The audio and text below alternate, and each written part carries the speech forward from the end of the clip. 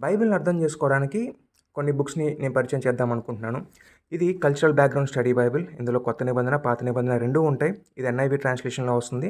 అలాగే ఎన్‌కేజీవి ట్రాన్స్‌లేషన్‌లో కూడా వస్తుందన్నమాట. ఇంకా ఇతరితర ట్రాన్స్‌లేషన్స్‌లో కూడా ఉండి ఉండొచ్చు. బట్ నాకు అవగాహన లేదు. సో, ఈ కల్చర్ ఏం చేస్తుందంటే, మనకి తెలియనటువంటి కొన్ని విషయాల్ని ఎక్స్‌ప్లెయిన్ చేసే ప్రయత్నం చేస్తుంది. ఫర్ ఎగ్జాంపుల్ ఇక్కడ మత్తయి సువార్త 17వ అధ్యాయం 20వ వచనంలోకెళ్ళినప్పుడు యేసయ్య అంటాడనమాట. మీకు ఆవిధంత విశ్వాసం ఉన్నా గానీ, మీరు పర్వతాల్ని మూవ్ చేయొచ్చు అని అంటాడు. కానీ పర్వతాల్ని మూవ్ చేయడం అంటే ఏంటి? లిటరల్‌గా పర్వతాల్ని మూవ్ చేయడమా అనంటే అది కాదు.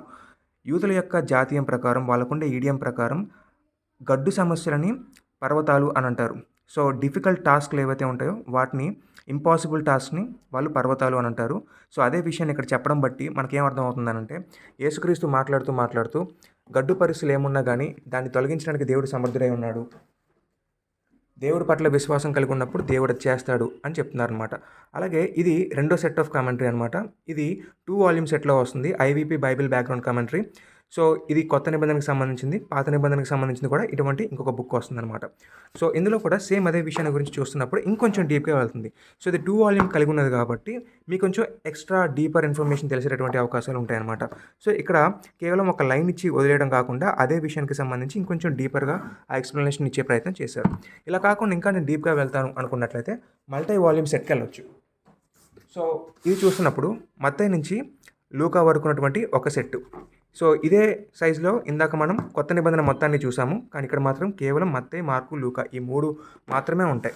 సో, ఒకవేళ ఇక్కడ మీరు చూస్తున్నట్లయితే ఫర్ ఎగ్జాంపుల్ ఇక్కడ నేను తీసుకున్నటువంటి వచనం ఏంటంటే మత్తయి సువార్త 17వ అధ్యాయం అనుకుంటా. లూకా సువార్త 10వ అధ్యాయంలో మనం చూసినట్లయితే యేసయ్య ఒక మాట అంటాడనమాట.